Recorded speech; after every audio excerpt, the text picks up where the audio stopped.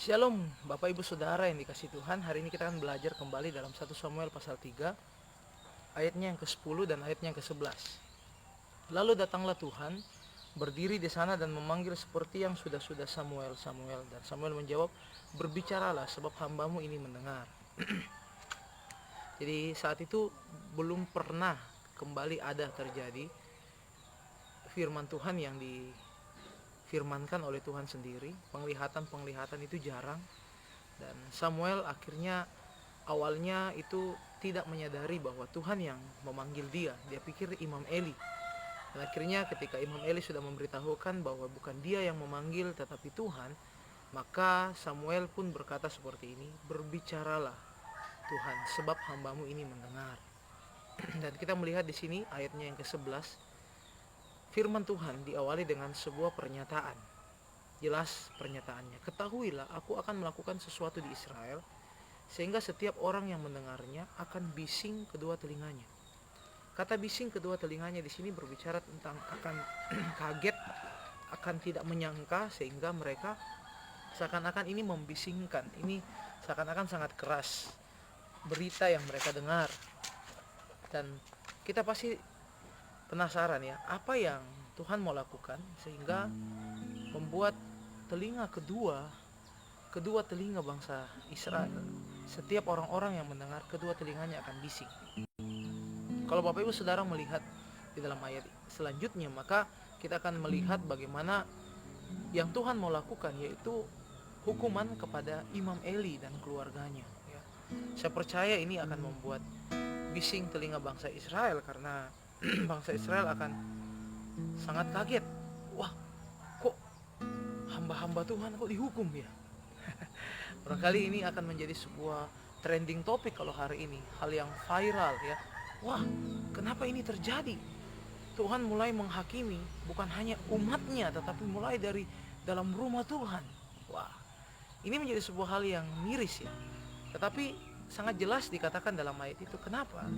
Karena Eli tahu anaknya itu salah, tetapi Eli tidak mau memarahi anaknya. Dan terjadilah dosa, dan mengakibatkan Eli juga ikut berdosa. Dia membiarkan dosa itu terjadi dalam rumah tangganya.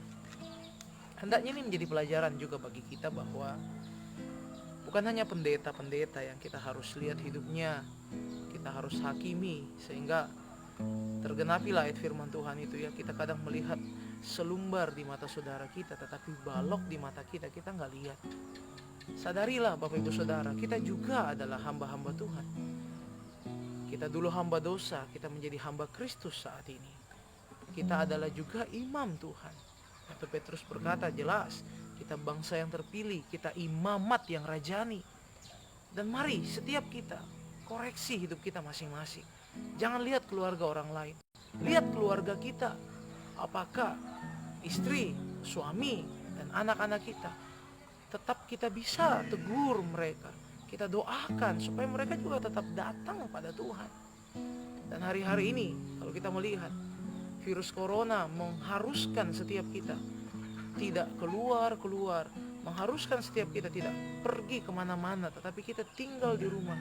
Saya percaya ini adalah waktu yang sangat berkualitas, quality time with family. Kita bersama-sama keluarga, kita berdoa bersama-sama. Saya teringat ketika bangsa Israel mengalami sebuah tulah yang ke-10, di mana selama tulah pertama sampai tulah yang ke-9, tanah Goshen tempat Israel itu tidak kena dampaknya. Tapi tulah ke-10 ternyata itu juga kena sampai ke tanah Goshen, sehingga mengharuskan bangsa Israel tidak boleh keluar-keluar, tapi mereka harus ada di rumah. Tetapi mereka tidak main game di dalam rumah, mereka tidak gosip dalam rumah, tetapi mereka beribadah keluarga. Mereka mengambil satu ekor anak domba Paskah, mereka sembelih darahnya, mereka taruh di ambang pintu rumah mereka. Mereka berdoa bersama-sama, memecahkan roti yang tidak beragi. Dan saat itu Alkitab katakan, malaikat maut memang ada di depan pintu mereka, tetapi malaikat maut tidak masuk ke rumah mereka, karena melihat ada darah yang ada di ambang pintu mereka. Sehingga inilah terjadi Paskah, Pesa. Artinya malaikat maut melewatkan rumah itu sehingga tidak terjadi kematian dalam rumah itu. Hari ini Selama 14 hari mari, ketika kita ada di rumah, mari berdoa bersama-sama keluarga, bergandengan tangan datang kepada Tuhan. Dan percayalah, kita akan melewati ini.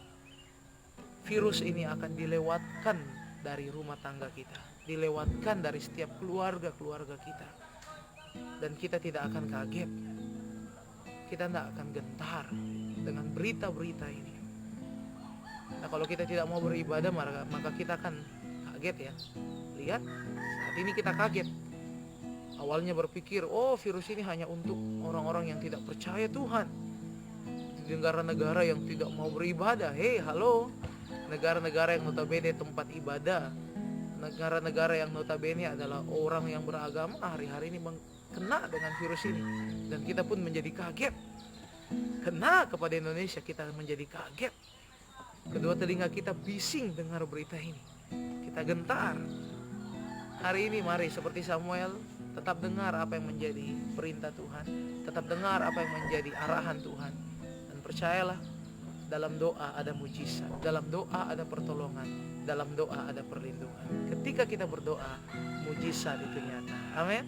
Satu lagu untuk menutup renungan firman Tuhan saat ini. Mari, putrinya Papi sini. Oh ya, biar saya saja sendiri yang nyanyi ya. Bersama keluargaku melayani Tuhan, bersatu selamanya mengasihi Engkau. Tiada yang dapat melebihi kasih-Mu ya Tuhan.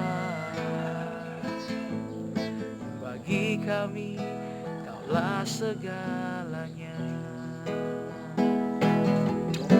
Gelombang badai hidup coba menghalangi, namun kuasa Tuhan buka jalan kami, jalan kami bersama keluargaku melayani Tuhan, bersatu selamanya mengasihi Engkau. Tiada yang dapat melebihi kasih-Mu ya Tuhan.